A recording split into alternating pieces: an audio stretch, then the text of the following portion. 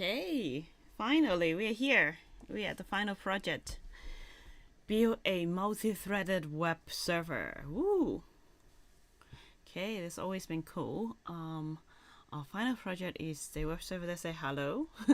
It looks very simple, but yeah, we have to also learn about the TPC and HTTP.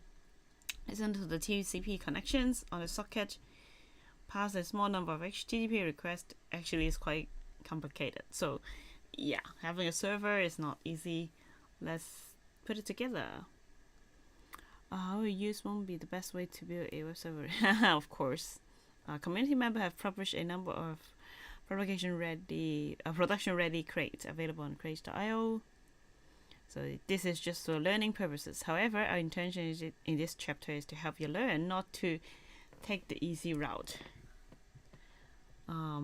Rust is a system programming language. We can choose the level of abstractions we want to work with and go to a lower level that is possible or practical in other languages.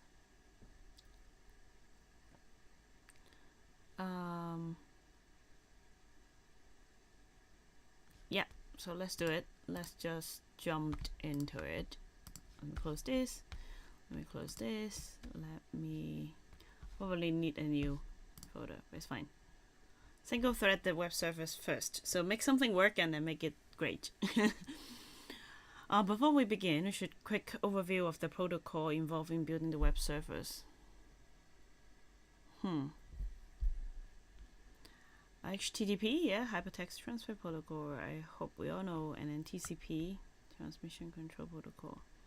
I think, yeah, the first time I heard about that was like in computer science class in school.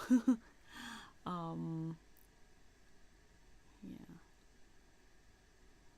Right. So first of all, we want to have a server that listens to the TCP connections.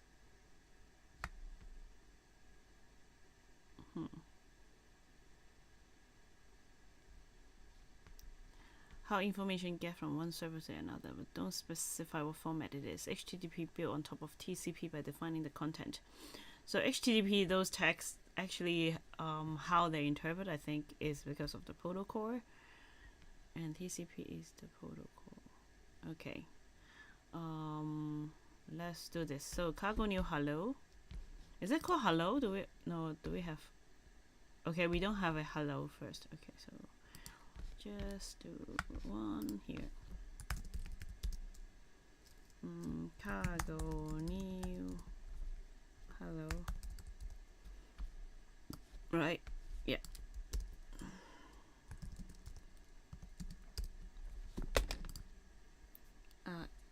Well, sorry, my desk is a bit crowded. I don't know what happened. It just went crazy. Okay. Right.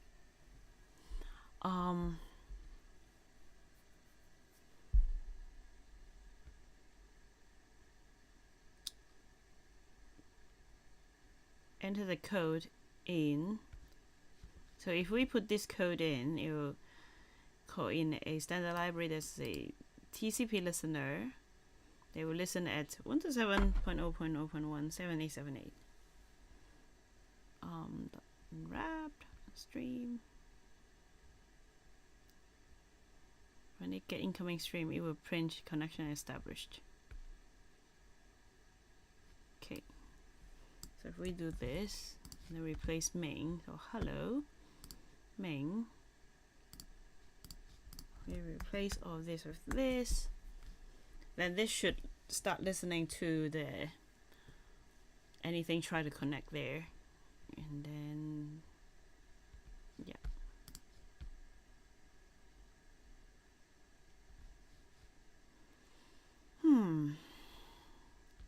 Yep, the port is 7878. Bind functions never works. A new function. Return a instance.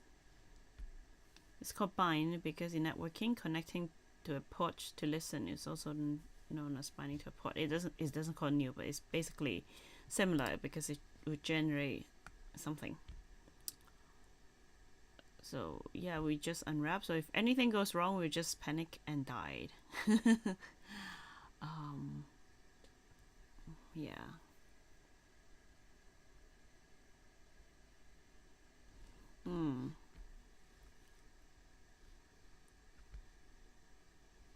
For example, connecting to port 80 require administrator privilege.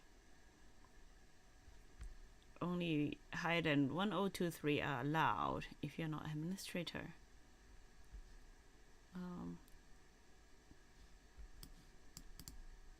Yep. Won't worry about handling this kind of errors. Incoming method. Handling of the stream consists of calling unwrap. Okay, let's try cargo run.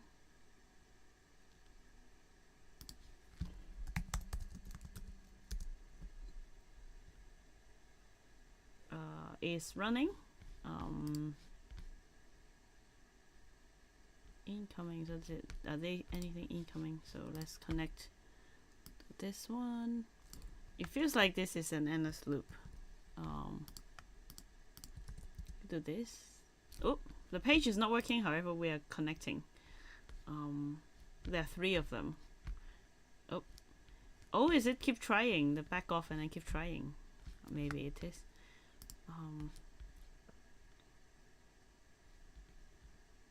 Incoming method when a client connects to server. Huh. Our incoming method may have an error.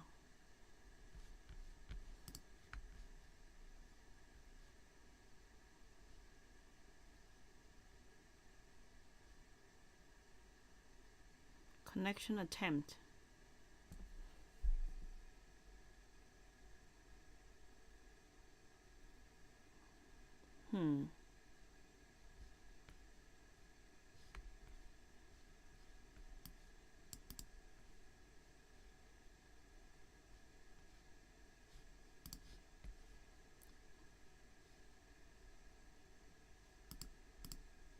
Yeah, stream may be an error because yeah, if the connection, because it may come back as a connection that's not actually iterating over connections. Okay, now it's working. Multiple messages printed. Request for other resources.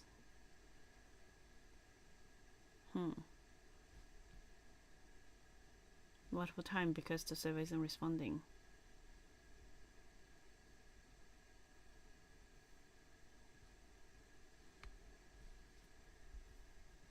Yep, it will retry.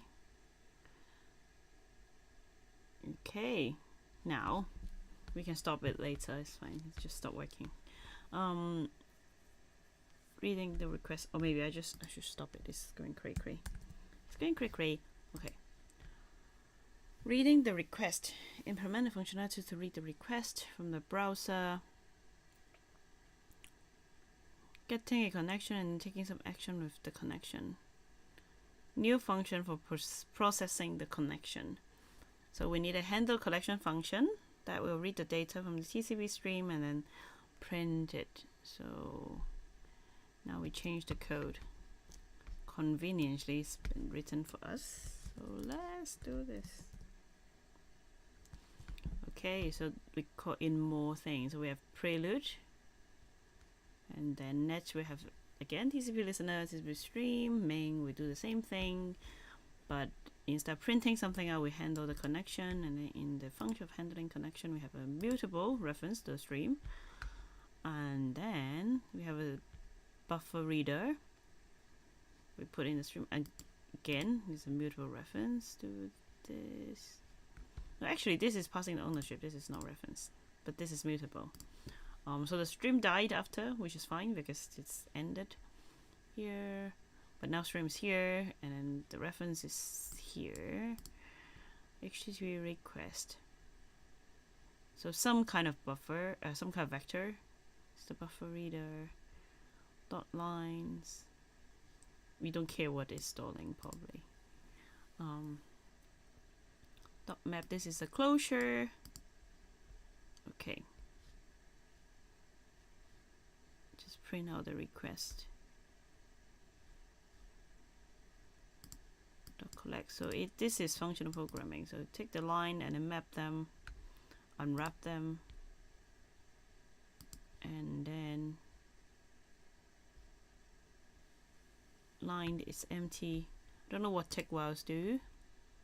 If while is maybe if line is not empty, then it is part of it. I don't know. Let's look at it. Right. Here got like this line of vector by adding the type annotation.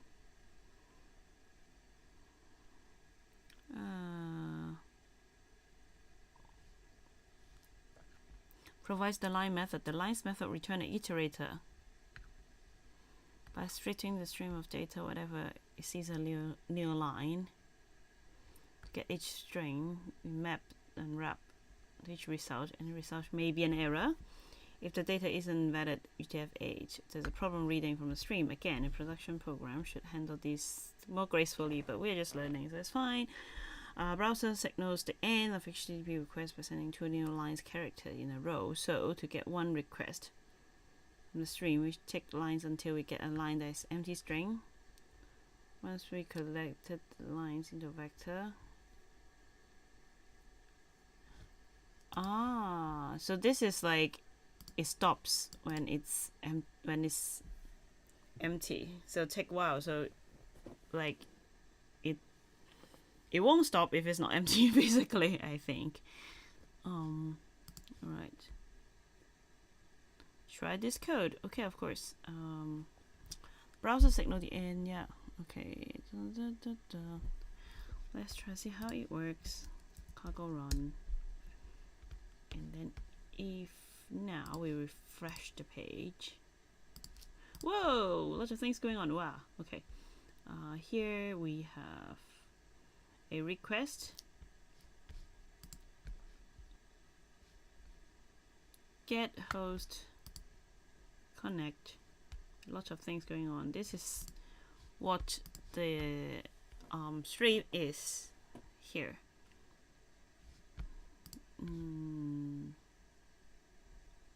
Depending on your browser, you may get slightly different output.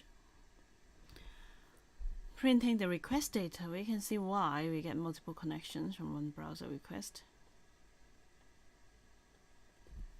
So we are getting, so we do get, so this is the root, right?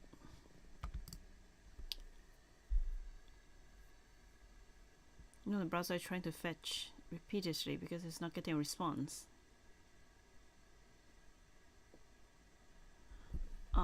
HTTP is a text-based protocol and request takes this format. First line is the request line that holds information about what the client is requesting. Request URI, HTTP versions. The first part of the request line indicates the method. So guest or post.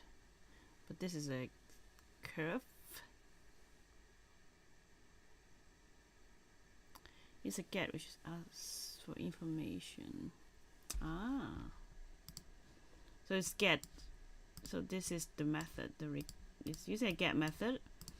The URI is the root, which is the whatever you call it, slash, and then HTTP version is 1.1.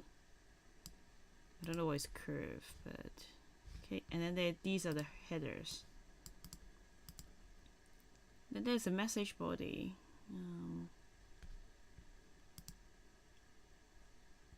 Yeah, the bodies, user agent.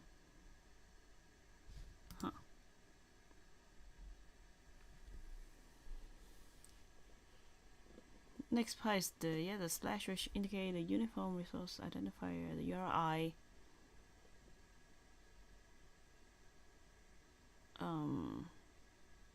The last part is the HTTP version. The request line ending is a curve sequence. Then for carriage return is basically enter line feed.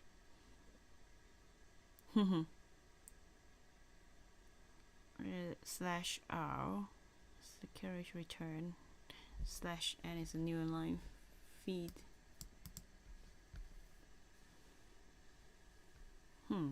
It's like this slash r slash n.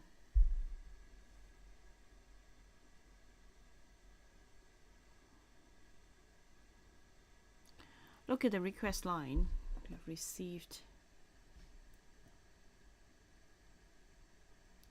After the request line, the remaining lines starting from host are headers.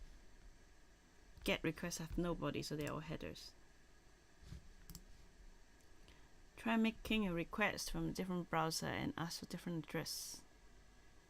Oh. If I do this, what's going on now? It is test. Yeah. Because user agent is still on. Well, I'm using Chrome actually.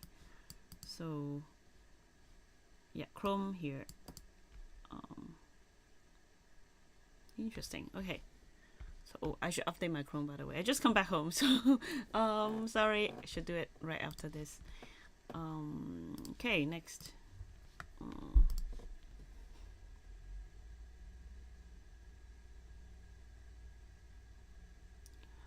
First line is a status line that contains the HTTP version is in response.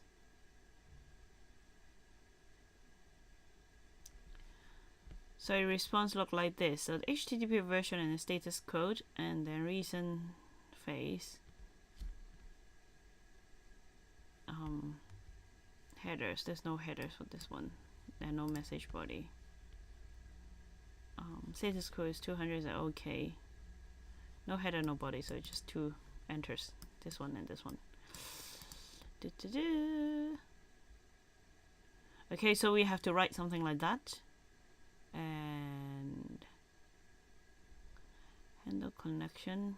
So we want to give back the response to be 200. So handle connection. So we would give back a 200 response. Write all response. Unwrap. So let's save and then try running this. Now if I go back here and run this one, I got something different because this time the server does response and it says 200, which is A-OK. But yeah, then we don't have the black screen of death here. So what it does is to write a method on the stream, takes a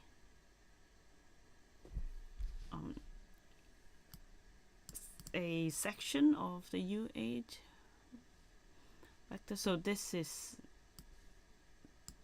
as bytes. So it turned into a byte string basically.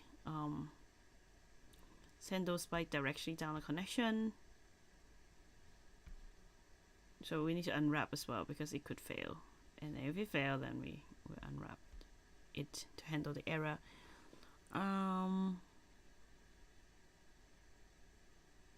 Yeah, so you can't see anything. It's just like a blank page. So now we want to return an HTML page that has hello in it.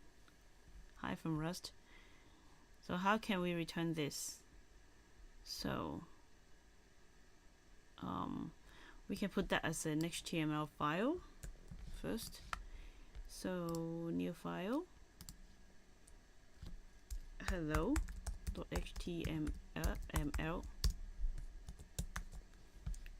and then we will so when we handle the connection, so we need something new as well. So we need the fs, which is the file system, because we're opening the HTML files. Do that, we also change the handle connection to, now we would give back the status line, the content will be reading the HTML file, and the response will be, so now we have a body, right? So status line is the same like this one, and now we have a header. Content length will be the length of the content, and then the content is the body. This is what we do. This is how we roll. Let's try it. It's exciting. It starts working. So, wow. Oh, still does not work. Uh-oh. Well, it stops. There's an error. Ooh, what's going on? Unwrap give an error. I think maybe I pressed too fast. It's not ready yet, so it give an error or something like that. Let's try again. Nope. It still failed. No such file. Ooh, no such file. Am I running? Ah, I'm not running it at the right place, do I? So, because I'm running it here, so the hello HTML is not there. So let's put it here. Okay, now it should work, hopefully. Okay, try again. Ooh, now it works. Yay! Cool. So it works.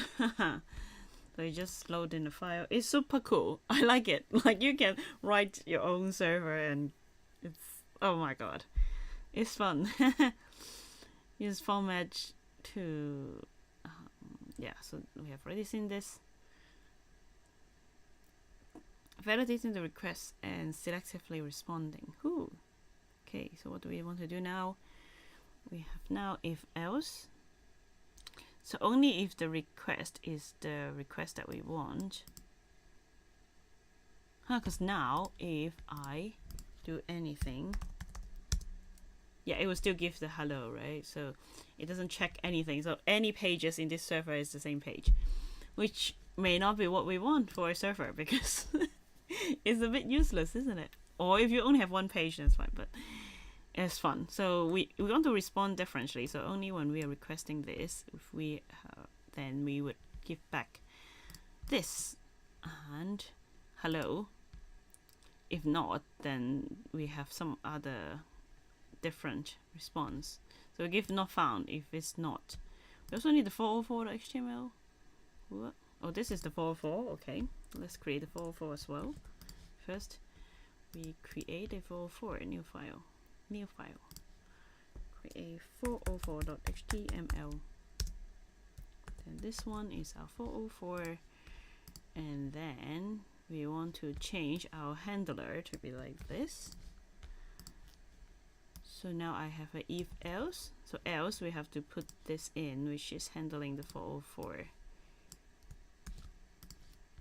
So else will be like this. So we'll give out a not found, and then we'll actually give a 404 HTML. So status would be 404, but we can still give out the content. Okay. Okay. Is it better now? Oh, it's more or less the same. Okay, fine. I'll go run. Okay. Let's try again. So now if I have test as my URL, then sorry, we don't have that page. But before, like if we refresh here, the home page is hello. If anything else, for example, unicorn, or anything, or cake, there's nothing here. There's nothing to see here. Okay, so wow, okay, this is actually working. It's very cool, very cool. Okay, a touch of refactoring. What do we want to refactor? So okay, so the only difference between these two code block is just the request. No, it's just the status lines different, so we can probably refactor a little bit like that. So this is the let. Let's replace the let from two giant thing. Oh no, what's this? Let's say this.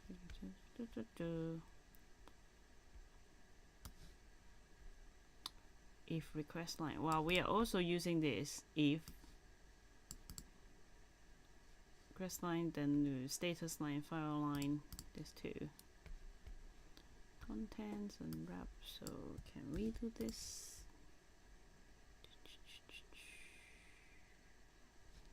Yeah, we can replace the whole thing here.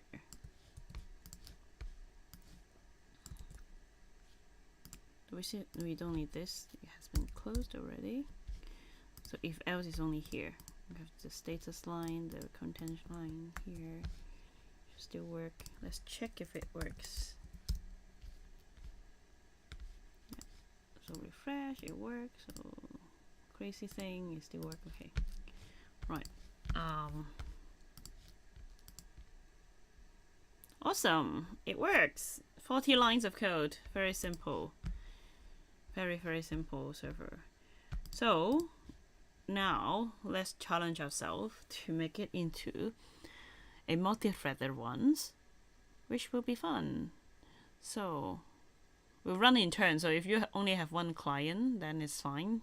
But if you have two clients, then it's too bad.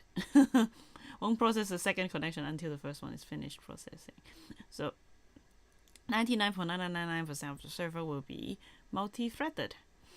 If the server receives more and more requests, yeah, it's like being put in the hold. Like when you call the customer service, they're like putting you on hold. It's like, oh no, it doesn't work like that. So so what do we do? Slow process request can affect other requests made to our current server interpretation. So now we'll do something naughty. We will sleep, so that will mimic is super slow connection. So we need this to use to bring more things into the code, because we need multi-thread and also duration, which is sleeping. So now we want to sleep when we have when we call sleep, then we will sleep. So now we have multiple matching. So we're replacing this one with this. So now if the request line, so we're referencing it, we don't need it. It's just normal, we do this. Other thing we still do 404, but if we go to sleep, then we will have a super slow connection by default. It will sleep. And yeah. So if we do it now, let's try to run. If we go, so this still works. If we go to sleep, it's spinning.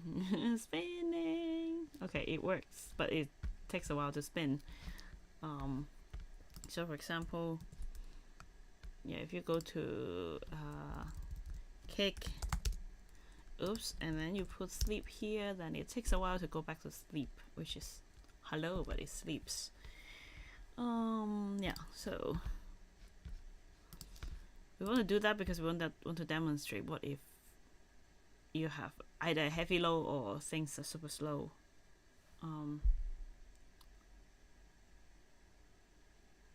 So yeah, now we've done that. Improve the throughput with a thread pool. Thread pool is a group of spawned threads that are waiting and ready to be handled task. When a program receives a new task, it assigns one of the threads in the pool to the task, and that thread will process the task. Remaining threads in the pool are available to handle other tasks. Right. Limit the number of threads in the pool, the small number, to protect us from DDoS attack. So basically, so for example, like if you call the hotline and there's only 10 people listening, then if you're the 11th, sorry, you have to wait. That means that the place can't be swarmed, because if you have many, you can't just like hire new people whenever there's a new call coming in. Then you will be bankrupt. Yeah, if we create new thread to each request, making 10 million requests would basically bring everything down.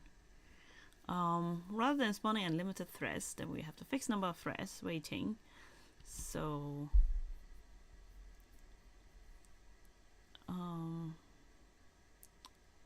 n is the number of threads. The technique is just one of many ways of improving the throughput. Other options you may explore are fork and join model, single-threaded async I/O model, or multi-threaded async I/O model. If you're interested in this topic, you can read more about that. Yeah. So there are different ways of how to do multi-threading and handling this. But we're using a thread pool. That's probably the most straightforward and easy one to do. How do it look like?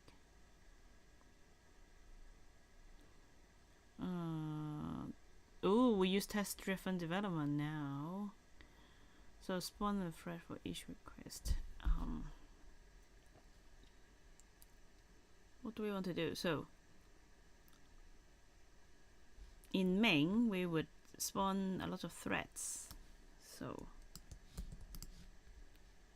instead of doing handle connection, we will spawn a thread to do this, to handle.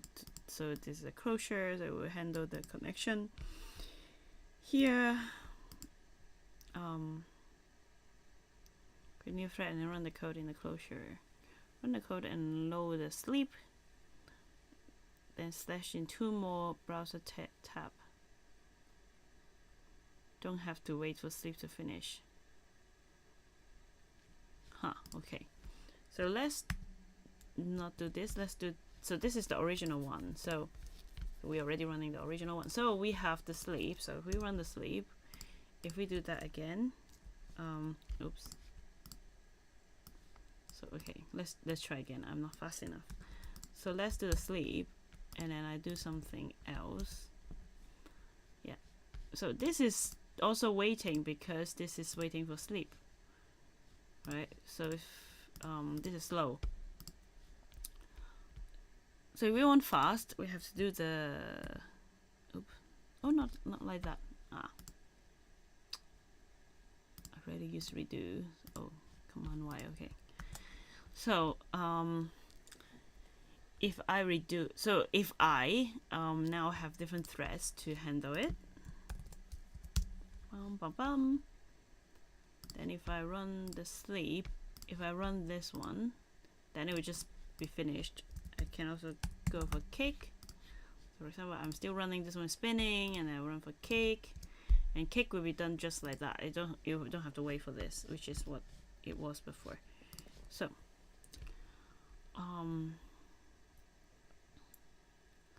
find a number of threads. So now it will spawn, but like you can have multiple ones, but that's not what we want, because like what if I have millions of tabs, which is what I normally do. That would also overwhelm our server. So we want to have limited threads, like we just talked about. So instead we will now do this, which are not working at the moment. So thread pool will have 4, and then pull the execute, and then each one of them will give it this one. However, it's not working. Why?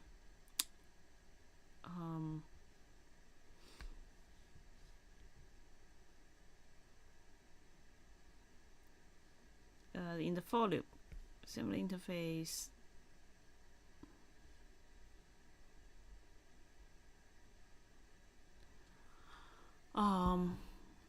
It won't compile because compiler driven development is like test driven development. We want to make it compile.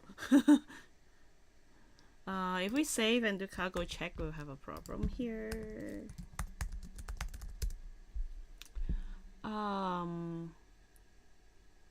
It said undeclared type. Pool equals to thread pool. So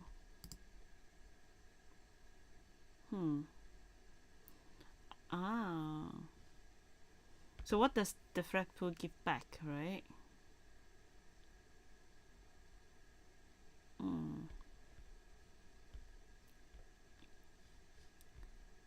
Our thread pool will be independent of the kind of work our server is doing.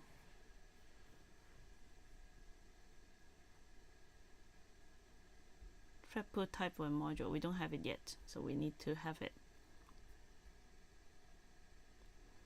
So now we have to have a struct, because thread pool is not here, so we need to create a struct. Let's create it here.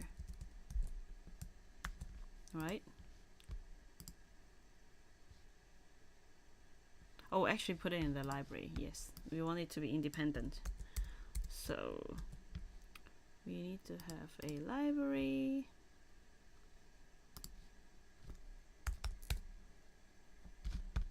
What's that again? Library. Oh, put it in source. Okay. Nope. It's new file.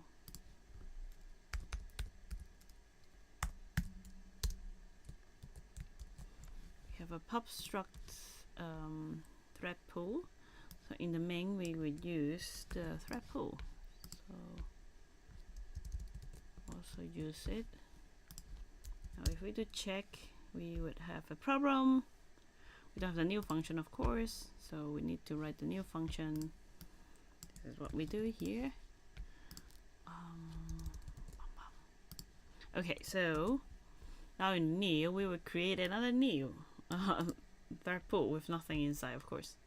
Size, we designed to have size, right? So it will be unsized for now.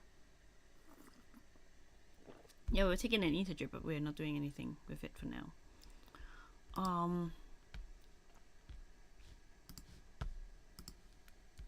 So if we do again, check again, we have problems, right?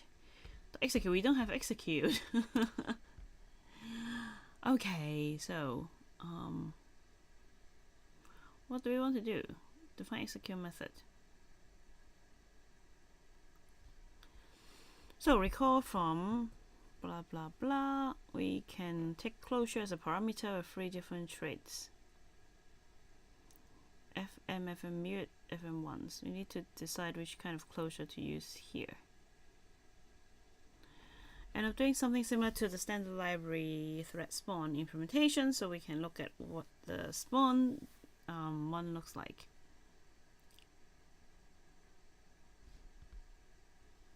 The spawn will have FM1s and then send. So the F type parameter is ones we are concerned here. The T type is related to the return value. We are not concerning with that. We can see the spawn uses FM1s as the trait bound on F. This is probably what we want as well, because we will eventually pass the argument we get in execute to spawn.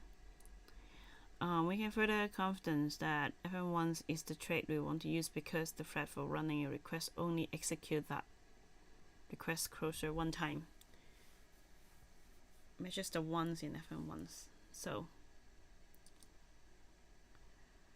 now we want to have this. To have the execute, we take a closure, and then we have the we need the F1 trait, F1 trait here.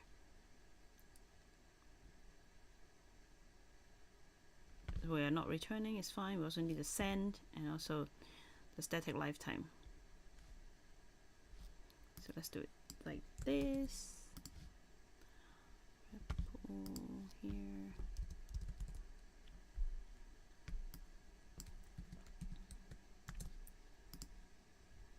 So yeah, F we have to have the trait like this. It's a closure. Right. Okay. Then now check again. We have only warnings.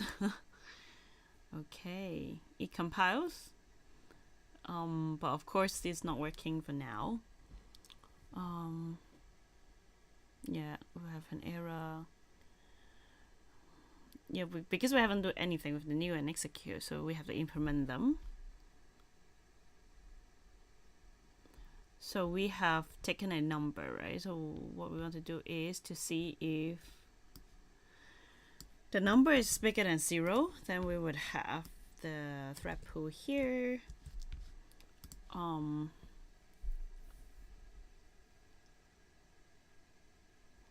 Yeah. Oh, we also want to write some docs, so we needed these docs. So write the docs. Impel thread pool. So this is documentation for what is the new thread pool. Size of number of threads. Panic. We'll panic if the size is 0.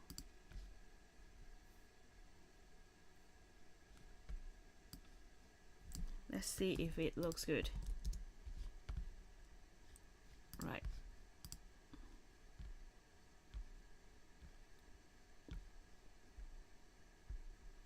Okay. It looks okay. And then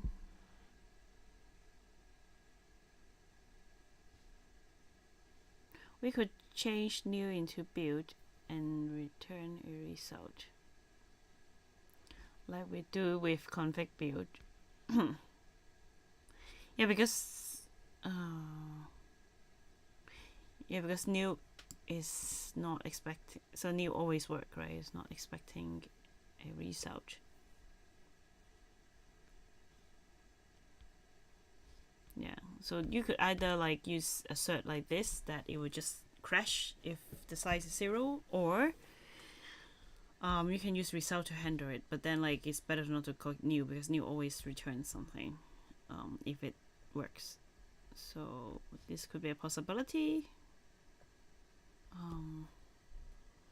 Write a function named build with the following signature. Do we want to though? Then we have to check. Yeah, maybe not now, because we're still using new here and there. Let's just finish it first. Creating space to store the threads.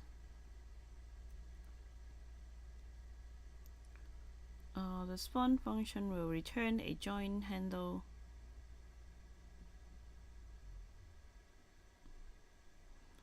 Let's see using join handle 2 and see what happened.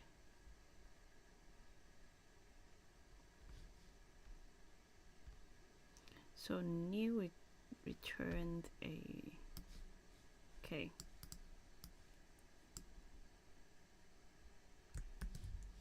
So with the struct we have, okay, so this is more complicated. So the struct we have now have a threads in it, and we have a join handle, and then now if we do new, then we would have a with capacity size, so this is the length of the vector, and then create some threads and then return them.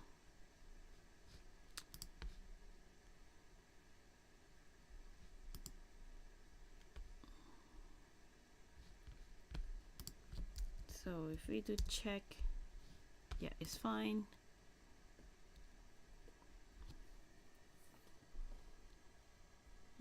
Struct responsible for sending code. Yeah, we still have to write this thing here. So what should we do? So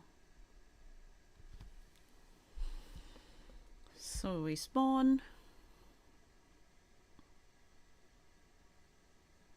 Installing a vector of join handle instance. We should store the instance of the worker struct. Each worker struct will store a single join handle instance.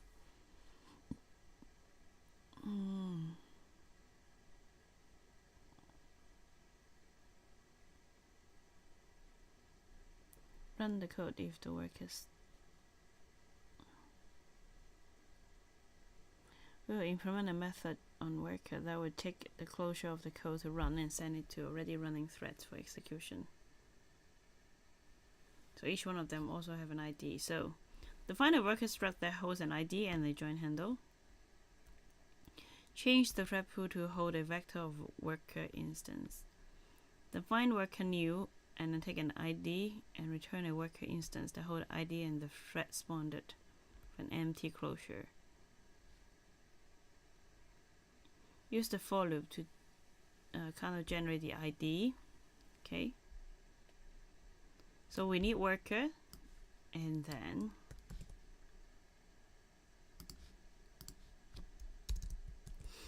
we need worker to get ID and the thread, and then the worker will have an ID and a thread that have an empty closure.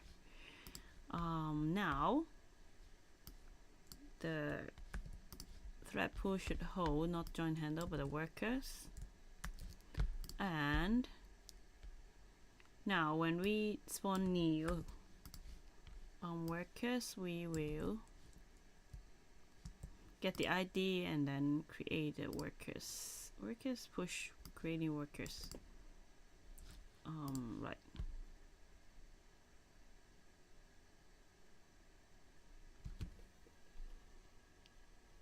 Oh, so it will panic if we don't have enough resources.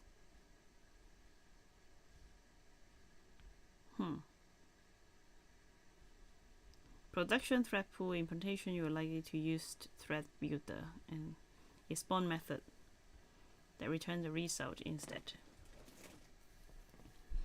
So if it does not work, then just don't panic and don't generate more. This will compile and store the number of workers. But we are still not doing anything in execute. So what should we do?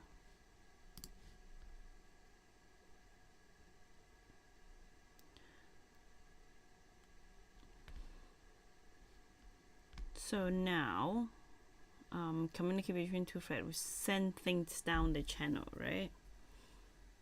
So the thread pool will create the channel and hold on to the sender. Each worker will hold on to the receiver. We will create a new job construct that will hold the closure we want to send down the channel. The execute method will send the job it wants to the execute through the senders. Okay. So now we need to also have the channel. We have to upgrade this thing. We also need the new construct, which is the job. So let's put it here. And then now we would need to create the channel like this here, and then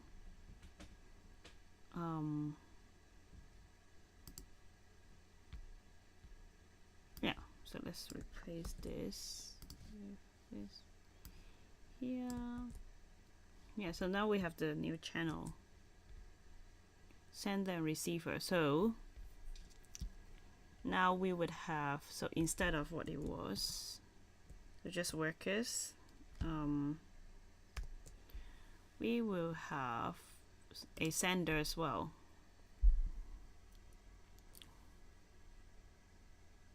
Because each worker has a sender.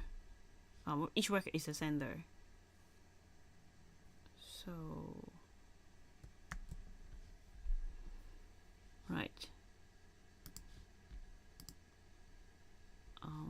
Yeah, we also have, so the struct, we have also the sender. Worker will work with the sender, which is the channel.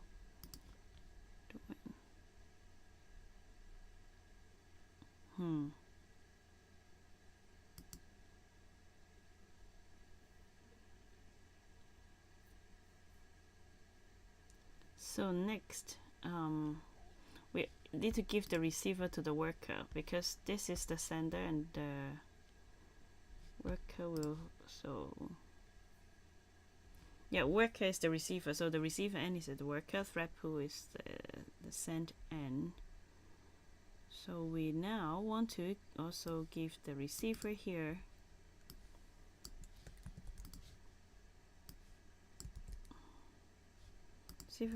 and then we need to change how the workers work.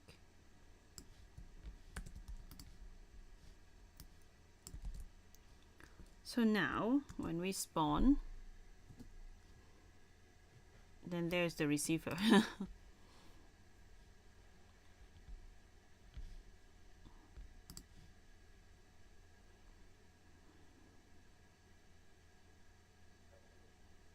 use it inside a closure. Trying to pass receiver to multiple workers instance. This won't work. Yeah, we can only have multiple producer, single consumer. Can just clone the consuming end of the channel to fix this code. Don't want to send a message multiple times.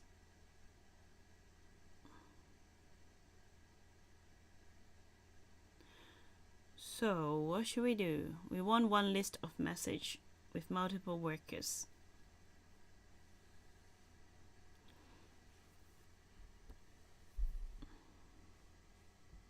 Such that each message gets processed once.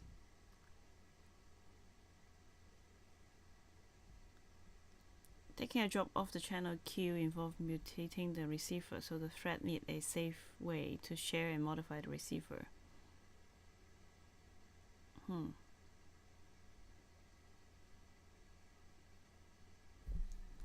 Because here we create a new thread pool. We only have sender and one pair of sender receiver, one channel. We can give the sender to multiple people, it's fine. So each so the sender will be here with thread. So we have one sender, which is fine. But then receiver, because we have multiple receiver, that's not what we want.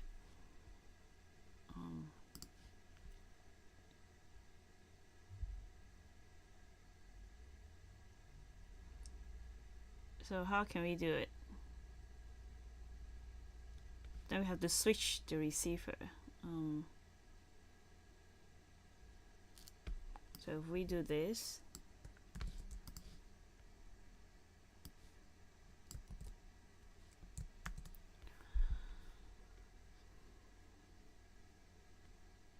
so actually the receiver will be a pointer, mutex pointer.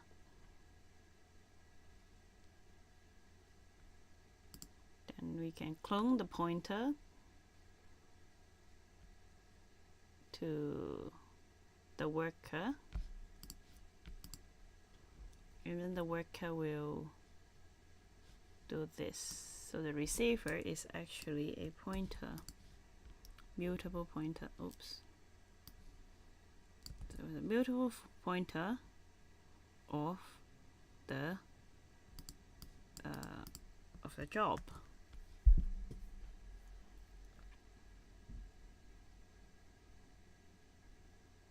And then now in the thread pool, I can push them. So for each thread pool, we have a sender and then the receiver. So I can push them all down into multiple threads.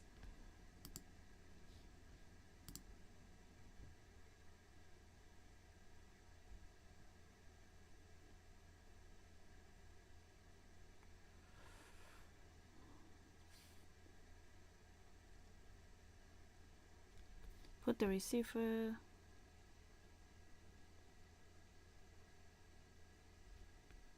Bump the reference count so the worker can share ownership of the receiver. Finally, implement the execute method. Change job to a type aliases. Job is actually whatever that is received by the by the F by the execute.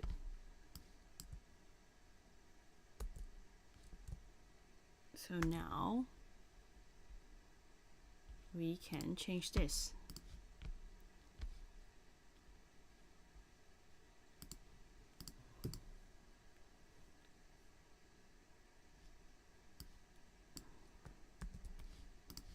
F is static, and then job is box new F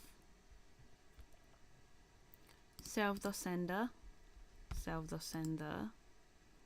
will send the job down. So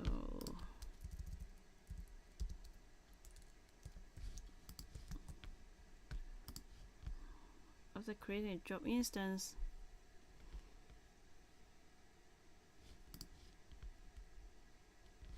get execute. So drop down the sending end of the channel.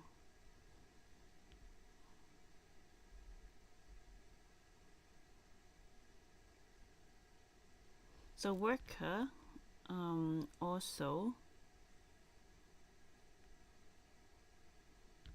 So what's going on here?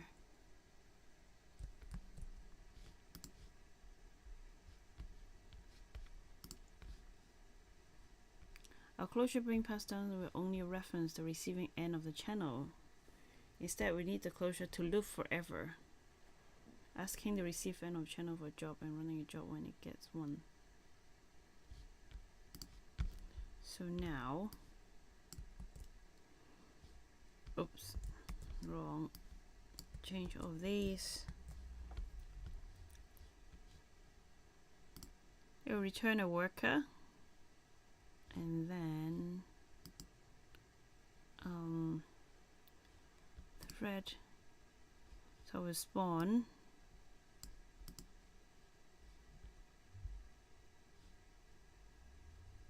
So loop. So it will loop forever. Lock, unwrap, received, unwrap. Because now the job is actually a receiver, right? So this is on the receiver end. We have receiver, lock, unwrap, do all these things. Got a job executing and then do the job itself. Right. First, call the lock on the receiver to acquire the mutex, and then we call the unwrap to panic on any errors. Requiring a lock may fail, so we need unwrap. After that, we do receive to receive a job, and then again need to unwrap if anything goes wrong.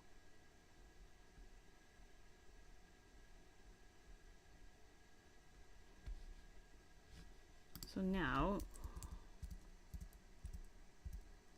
let's check first. Oops. Not found in the scope. Oh, forgot to bring it into scope. All these amazing things here. Yeah. Right. Okay, it works, and then cargo run. Well, okay. Now I can do whatever I like. Can also have another sleep. I can have more sleep. I can have more sleep. Duplicate. So if I refresh all of them, I'm gonna duplicate one more.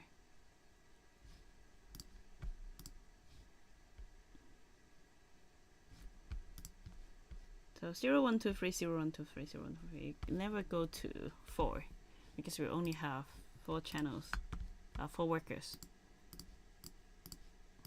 Right. Before we go crazy. Okay. So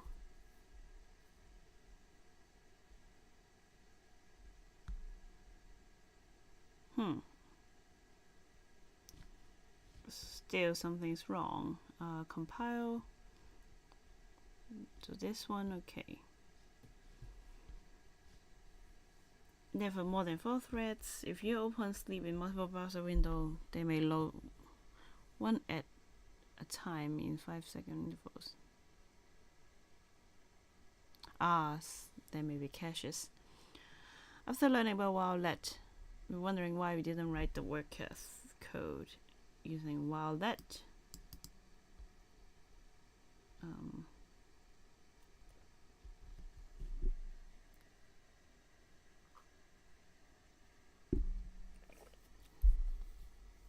This code compile and runs but doesn't result in the desired threading behavior. Slow requests will still cause other requests to wait. Mail test struct has no public unlock method because the ownership of the lock is based on the lifetime. log result, the log method returns. About time the borrowing checker can then enforce the rule that a resources gathered by mutex cannot be accessed unless we hold a log. This implementation can also result in the log being held longer than intended if we are not mindful of the lifetime. Mutex guard let draw blah blah blah works because with let any temporary values used in the expression on the right hand side immediately drop when the let statement ends. However, while let doing here, yeah. So if we use while let and if let and match does not drop temporary value until the end of the associated block. The log will be held for the duration of the call to jobs, meaning other workers cannot receive jobs. Minor details, very important details. Okay, gracefully shut down and clean up. Let's quickly clean up. So now I'm gonna shut down and clean up because now it's still working. So we're not using indirect. Next we implement a drop trait to call the join on each of the thread pool. Implementing drop on the, so we need drop for the thread pool. So when we want to stop working, so for example we have implement drop, so we also need the drop for thread pool just here. Yeah, we need a drop trait. So if we put here, then drop will be worker, shutting down worker, worker ID.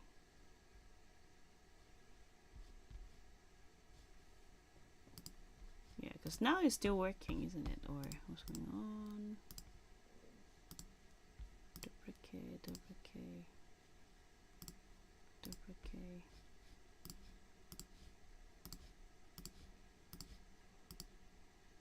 Yeah, now it's not creating new ones, it's caching. But yeah, if we close it, it doesn't drop. So shutting down workers in view. Dot join dot unwrap. So how should we do this?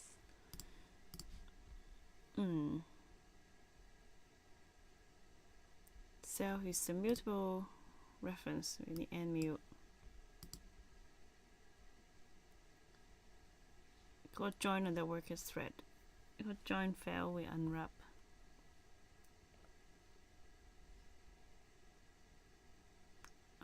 If we do the checker, yep, we can't just do that. Oh, only have multiple borrow of each worker and join takes ownership of each argument.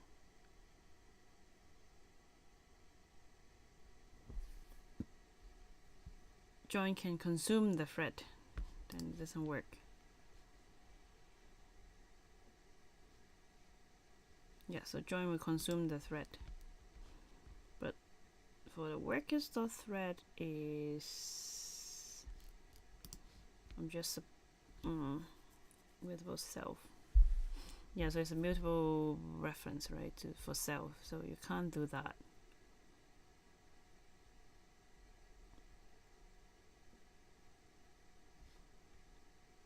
So thread optional. Still have a problem.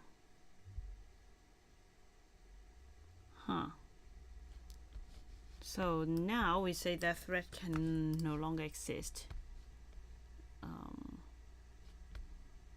Where is it? Worker, yep. However, now when we create worker, we also need to have some and option, right? So worker need to have some and none. So some thread.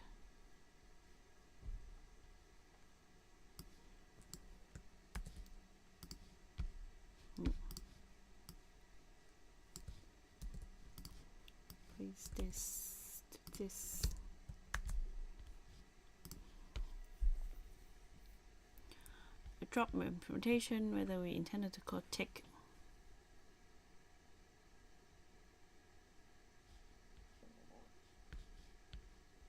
So some thread will tick.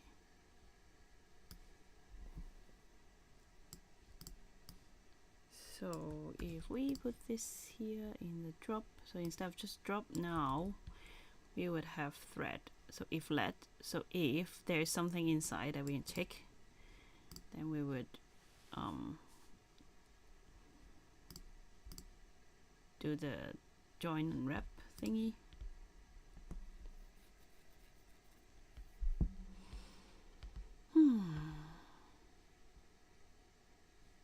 See if let's we call join on that. It's already none, the worker already had his thread clean up, then it won't get do twice.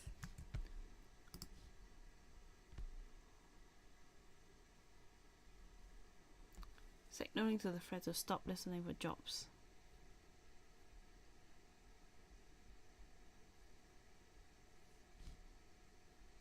So now sender also need to be optional, because if it got dropped, then sender don't have to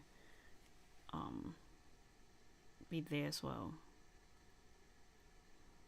Bad news is this code doesn't function the way we wanted. Other key is the logic in the closure run by the thread of the worker instance.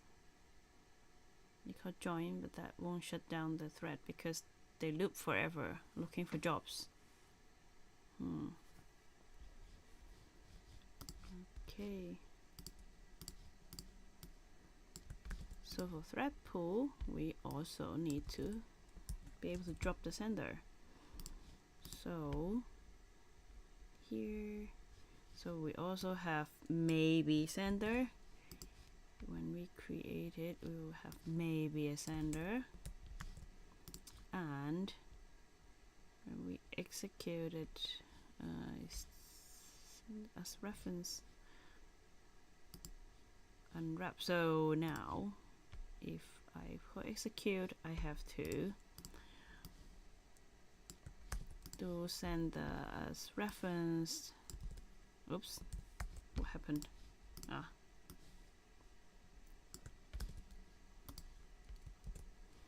Reference is to unwrap it and then send jobs and unwrap again, because now it could be having nothing. So drop for the thread pool, also do this. Yeah. Oh, we have to also drop the sender dot tick. So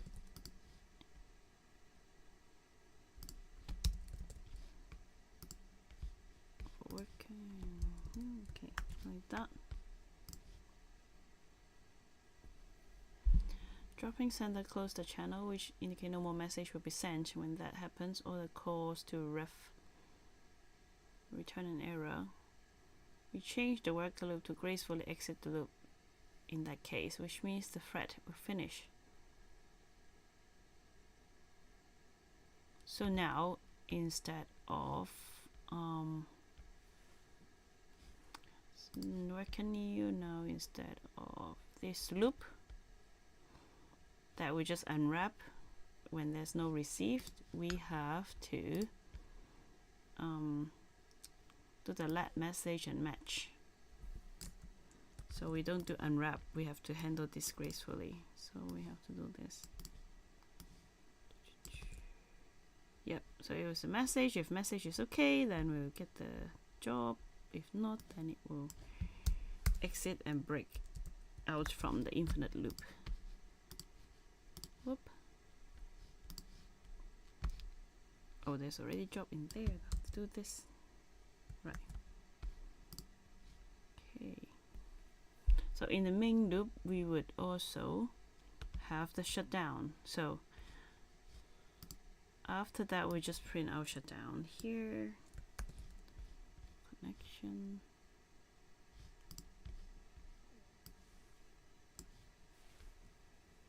Accept only 2 requests before gracefully shut down the server.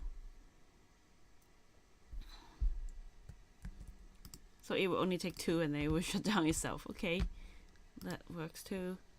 In the main here, yep, it will take 2 and then it will shut down. So let's do a check. It's fine. Let's do a run. So now if I do something and then do something, okay, executing 0 job. Oh, so 0 got a job executing, shutting down, and then worker 1 got a job executing, disconnecting. Yeah, 2 and 3 has never been used, so it just shut down. Then worker 1 disconnected, shutting down, and then everything is shut down. Okay. Yeah, the order will be different. Now,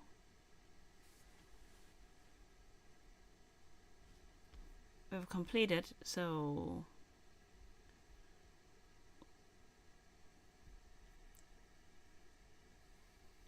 this is the code. So and